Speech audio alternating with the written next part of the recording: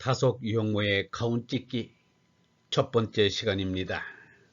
오늘은 다속의 우주신학, 다속의 우주신학이라는 제목으로 말씀드리겠습니다. 다속 유형모를 통해 본 한국신학의 정체성과 세계신학의 가능성 제1장 다속신학 서론 1. 다속의 우주신학, 몸신학 다속 유형모의 신학사상은 그가 19세기 말에 태어나 일제, 해방의 소용돌이 그리고 참남한 동족 사상의 한국전쟁을 경험한 후 그리스도기를 한민족을 위한 복음으로 내세웠던 이승만 정권이 실망스럽게도 독재 권력화 되어가는 것을 관망하면서 태동하였다. 이런 극한적인 상황에서 발생한 사상들을 철저하게 미국식 신학교육을 받고 현대화되고 선진국의 문턱에 진입한 21세기 한국사에 살고 있는 한 신학자가 해석한다는 것에는 실존적 한계와 무리가 따를 수밖에 없다. 그러나 오늘날의 시대의 구분에 따르자면 다속은 프리모더즘에 가까운 환경에서 살았음에도 불구하고 그의 사상 속에는 모더니즘은 물론이고 포스트 모더니즘조차도 훌쩍 뛰어넘어 초시간적으로 관통하는 통시적인 통찰들로 가득하다. 서두에 인용한 1956년에 행한 YMCA 연경반 강의에서 다속은 이미 우주에 산다고 자신을 우주인이라 정의하고 무주 사상과 함께 역사적 지평을 넘어선 우주신학을 거론했다. 포스트 모더니즘 비판과 더불어 인간 역사중심주의에서 탈피할 것을 주창하면서도 현대 그리스도교 신학이 아직 지구라는 행성에 펼쳐지는 역사적 지평을 벗어나지 못하고 있는 상황에 비해 반세기 전에 전 근대적인 문화와 척박한 정치 경제적 현실에 시달리고 있었던 세계에서 가장 가난한 나라의 한 모퉁이에서 다속은 이미 우주신학을 구상했던 것이다. 이러한 선구적인 탁견들을 끄집어내서 세계의 그리스도교 신학이라는 넓은 지평에서 한국 신학의 정체성을 규명하고 그것의 세계의 신학화 가능성을 모색하고자 하는 것이 이 연구를 하게 된 본래의 목적이다. 그러나 다속의 생각을 현대 신학의 입장에서 신학적 담론으로 재정립한다는 것은 무척 어려운 일이다. 비유컨대 그것은 다속 사상이라는 산맥에 드라이브하기 좋은 길을 내고 터널을 뚫는 것과 같다. 그런 공사를 하게 되면 어쩔 수 없이 산의 생태계를 부분적으로 파괴할 수밖에 없는 것 같이 이러한 작업은 다속 사상이 가진 본래의 창의성과 통전성을 훼손할 수 있기 때문이다. 그래서 한국연구재단에 이 프로젝트를 지원한 것이 지나친 욕심이 아니었던가 하며 후회하기도 했다. 나는 그럭저럭 다속 연구에 천착해왔다.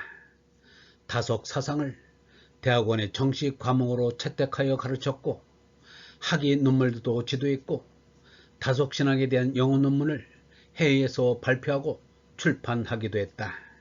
그러나 다속의 자유분방한 동양적 사유를 서양에서 발전한 전통적 조직신학의 틀에 넣어 보려는 시도는 매우 어려운 일이었다. 다속의 독창적 신학 사상을 현대 조직신학의 범주화 잣대에서 체계화하는 작업 자체가 범주착오적 오류일 수 있기 때문이다. 그래서 내게 다속의 범주를 그대로 사용할 것을 제안한 학자도 있었다. 그러나 다속 사상을 현대 신학에 활용하기 위해서는 어쩔 수 없이 다속이라는 원광석을 글로벌 신학이라는 큰 틀 안에서 사용할 수 있게 가공하는 손질을 할 수밖에 없다. 그러므로 이 연구는 다속의 사상을 현대 신학과 소통시켜 보고자 하는 하나의 시도, 소설, 프로레고메나 또는 습작이라고 할 수 있을 것이다.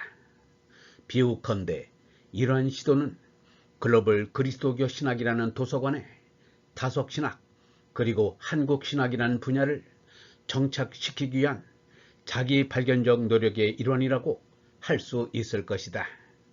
종교와 철학 그리고 과학을 분리하는 경향을 가진 분석적 서구 근대 철학에 영향을 받은 서구 신학과 그들을 통합적으로 바라보는 통전적 특징을 가진 다속신학은 서로 근본적인 입장의 차이를 가지고 있다.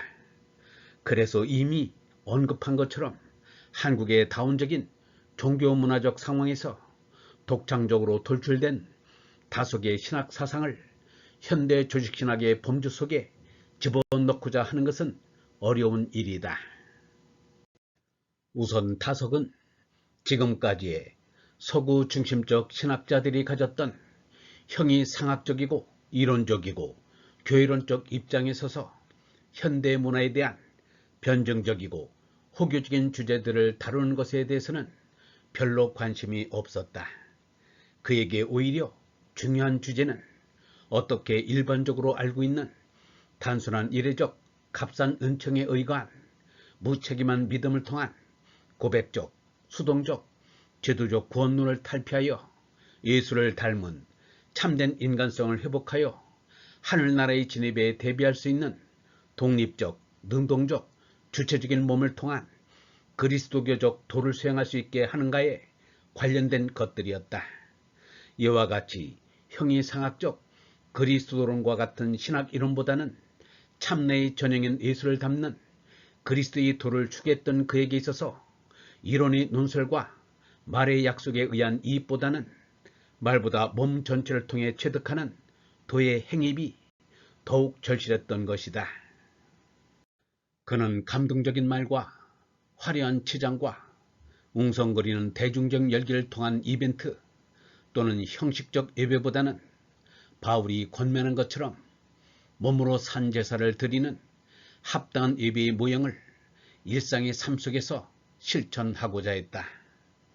다속에게 있어서는 형이상학적인 궁극적 무엇을 규명하기보다는 어떻게 그 궁극적 존재성을 몸으로 체득하느냐가 더 중요했다. 결론적으로 그는 말로 하는 말신학보다는 몸으로 하는 몸신학을 추구했다고 할 수 있다. 그는 말로 어를 못다 밝힌다고 말신학의 한계를 분명히 했다. 다속은 엄청나게 뛰어난 생각하는 능력을 가지고 있었다. 그에게 있어서 생각은 결코 데카르트적인 서구적인 인신론적 생각이 아니다. 그것은 생각이라는 한자가 뜻하는 대로 수행을 통해 체득한 깨달음이 솟아나는 것을 말한다. 그 깨달음은 성경을 관통하여 동양 경전을 회통하고 이리관지하여 한글씨와 한시로 압축되고 나아가서 다의적인 도형으로 형성화된다. 다속의 생각은 주객이 분리되어 객관화된 분석이 아니고 마음속의 응어리를 푸는 심리적 해온도 아니고 그것을 훌쩍 뛰어넘어 모든 것을 깨치고 맨 처음에 하나로 치솟아 올라가는 깨달음이다. 그 깨달음은 서구화된 신학적 논술이나 내러티브보다는 성경이나 주역의 말씀과 같이 통치적인 상의 체득을 전제로 한다. 상을 다속은 코길이라고 표현하기도 한다. 코길이는 상, 곧 전체를 관저하는 이미지요. 비주얼이자 또한 동시에 코로 숨을 쉬고 길을 가는 것이다. 가장 앞서 나가는 것이 코이기 때문에 코는 곧 나요. 그것은 성령을 호흡하며 길을 가는 도를 닦는 것, 곧 수련이다. 영성신학원 다속아카데미의 하늘소리였습니다. 얼번 여러분, 하루 2명 이상에게 진리의 말씀을 공유하여 주시기 바랍니다. 하늘나라가 우리 시대에 우리의 힘으로 펼쳐질 수 있습니다.